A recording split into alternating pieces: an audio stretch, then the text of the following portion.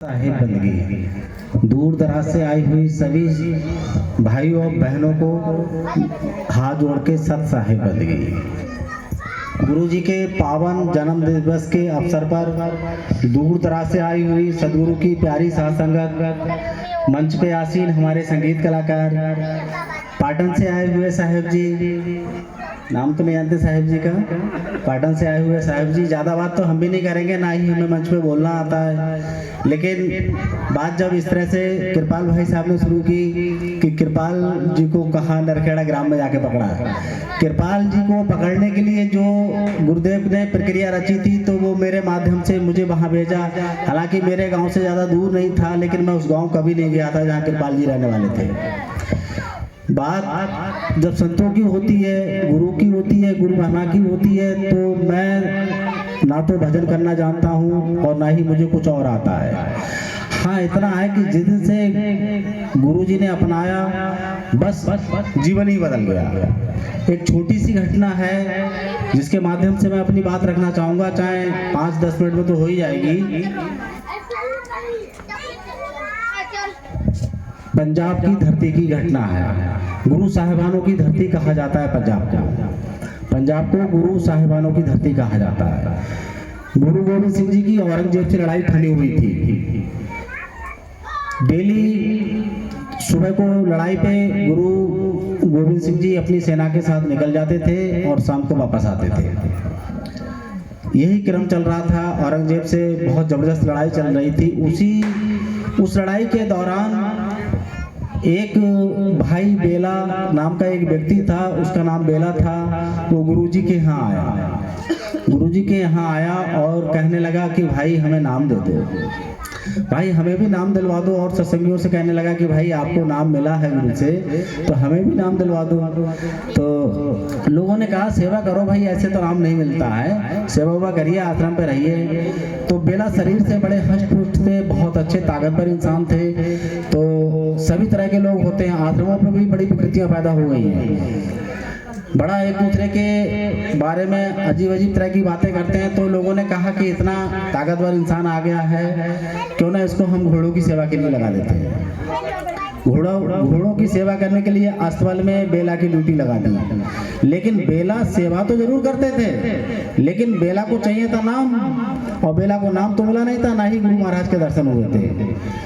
Daily बेला सेवा करके घोड़ों को पानी पिला के, दाना खिला के, चारा खिला के, और उसी रास्ते पे बैठ जाता था जिस रास्ते पर तैयार होकर लड़ने के लिए गुरु महाराज जाया करते थे। काफी दिन हो गए, बेला को नाम नहीं मिला, और बेला रोज गुरु महाराज से कहता कि आज नाम दे दीजिए, आज नाम दे दीजिए। काफी समय हो गया। एक दिन बहुत जबरदस्त भयंकर युद्ध हुआ औरंगजेब से। बड़ी स्थिति भयंकर हो गई थी, बहुत सैनिक शहीद हुए गुरु गोविंद सिंह जी के। दूसरे दिन को फिर लड़ाई पे जाना था, वो भी घायल हो चुके थे। तो दूसरे दिन को तैयार होके, घोड़े पे सवार होके फिर गुरुजी जब निकल रहे थे लड़ाई के लिए, तो भाई बेला रास्ते में हाथ जोड़ के खड़े थे। हाथ जोड़ के खड़े थे। भाई बेला ने कहा कि महाराज जी आज तो नाम दे ही दो। अब उन्हें तो ये बेला को तो मतलब नहीं था किससे लड़ाई चल रही है, क्या हो रहा है क्या नहीं हो रहा है, उन्हें नाम चाहिए था। तो गुरु गोविंद सिंह जी बोले, गुरु महाराज बोले कि भाई बेला समय ना देखो बेला। हे भाई बेला, आप ना समय देख रहे हो, ना क्या घड़ी है, मैं कहाँ जा रहा हूँ, कैसी स्थितियाँ हो गई हैं, बड़ा भयंकर मारकाट फैली हुई है, और आप तो ना घड़ी ना देखो बेला। उनका नाम भी बेला था और बेला समय को भी कहते हैं। बेला ने सोचा आज गुरु महाराज ने नाम दे दिया। बेला ने उस नाम को पकड़ लिया और उस नाम का सुमरन करना शुरू कर दिया। भाई बेला समय ना देखे बेला, यही रट लगी थी, रात दिन यही रट लगी थी। घोड़ों की सेवा करते थे, इसी रट में लगते लगते गुरु और अपने गुरु से प्रेम करते करते ऐसी स्थिति हो गई कि बड़े आला दर्जे की बात करने लगे। अपने सहपाठियों में बड़ा आला दर्जे की बात करने लगे। तो लोगों ने सोचा कि ये तो बड़े मूर्ख थे, इसे तो कुछ आता नहीं है, जानवरों को चारा खिलाना, पानी पिलाना, यही सब आता है इसे। और उसने इतनी सेवा की, उसकी सेवा से घोड़े भी बड़े तगड़े तंदुरुस्त रहने लगे।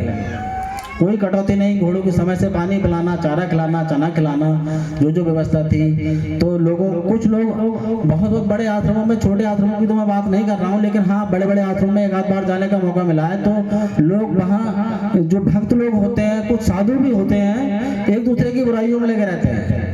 किसी को कोई ज्यादा अच्छा व्यक्ति होता है तो सोचते हैं, कुछ लोग इस तरह के होते हैं, कहते हैं यार इनको तो बहुत ज्यादा सब लोग समझते हैं, हमें तो समझते ही नहीं है। इसी तरह से उस आश्रम में बेला से भी लोग ईर्ष्या रखने लगे। बेला से ईर्ष्या रखने लगे तो लोगों ने तो बेला एक दिन गुरु महाराज से बोले, गुरुजी सब लड़ाई में जाते हैं, आप हमें लड़ाई में लेके क्यों नहीं जाते हो? फिर तो गुरु के प्रति प्रेम जागृत होने लगा, फिर तो गुरु के आगे पीछे रहने लगे भाई बेला। तो बेला ने सोचा कि अब लड़ाई में हमें भी जाने का मौका मिले।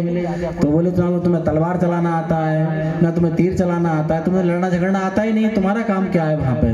बोले नहीं गुरुजी आप आज्ञा दे दो तो हम भी लड़ाई में चलेंगे।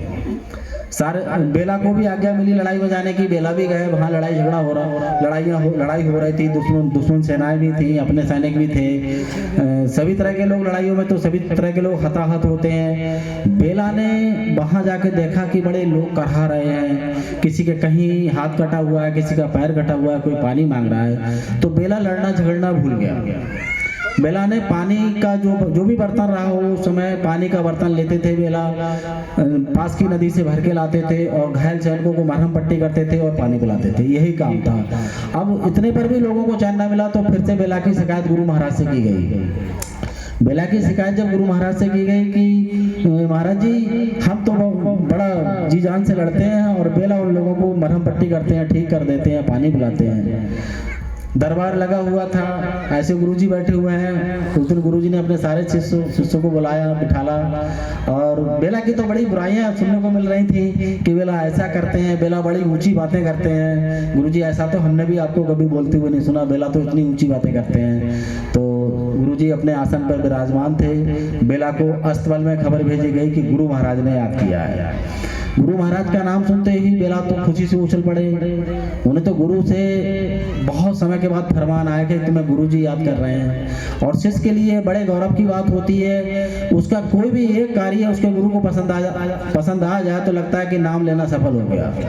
भजन करने से लोगों को मुक्ति मिली होगी, हम मानते हैं ये बात सही है। साधना करने से लोगों ने बड़े बड़े ऊंचे पदों को प्राप्त किया है, लेकिन हमें सब ये नहीं आता है। हमें अपने गुरु से मतलब है, हमें अपने गुरु के बताए हुए मार्ग पर चलकर किस स्थिति से लाकर, कृपाल जी कह रहे थे कि हम तो जानवर थे, जानवरों से भी बदतर जीवन था हमारा, और ये गनगनिया में जन्मे हमारे गुरु महाराज। और ये तो सारा श्रेय मैं इस गांव के हर व्यक्ति को, बिहार का हर व्यक्ति मेरे लिए पूजनीय हो जाता है, क्योंकि मेरे गुरुदेव बिहार के रहने वाले हैं।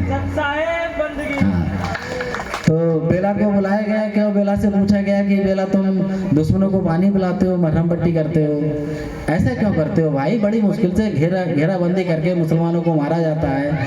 तो बेला मंच पे पहुंचे और हाथ जोड़ के खड़े होके बोले, महाराज जी हमें कुछ नहीं पता कौन दुश्मन है कौन अपना है, मुझे तो सब में आप ही नजर आते हो। ये स्थिति थी बेला की। ऐसी जिस शिष्य की भी स्थिति बन जाएगी उसका काम बन जाएगा। भजन करना ना करना ये अलग की बात है, बहुत अंदर की बात है, और भजन करना साधारण बात भी नहीं है। भजन करना जवानी की मौत मरना है। भजन साधारण नहीं है, भजन बहुत ऊंची चीज है। भजन भेद गुरु महाराज ने दिया जरूर है, लेकिन हमें नहीं आता है करना। हाँ, अपने गुरु से प्यार करते हैं, गुरु के द्वारा जो हमको बताया जाता है कोशिश करते हैं चलने की, और आशा करते हैं कि हर साल गुरु महाराज के जन्मदिन पे हम इसी तरह आते रहें। मेरे गुरु महाराज को मेरी भी उम्र लग जाए, मैं अपने हृदय से इस बात को व्यक्त करता हूँ। अगर परमात्मा है और साहिब हैं, सदगुरु कबीर साहब हैं, तो मेरे गुरुदेव का बर्थ हस्त मेरे ऊपर से कभी ना हटे। सत साहिब बंदगी, सत साहिब बंदगी, सत साहिब बंदगी।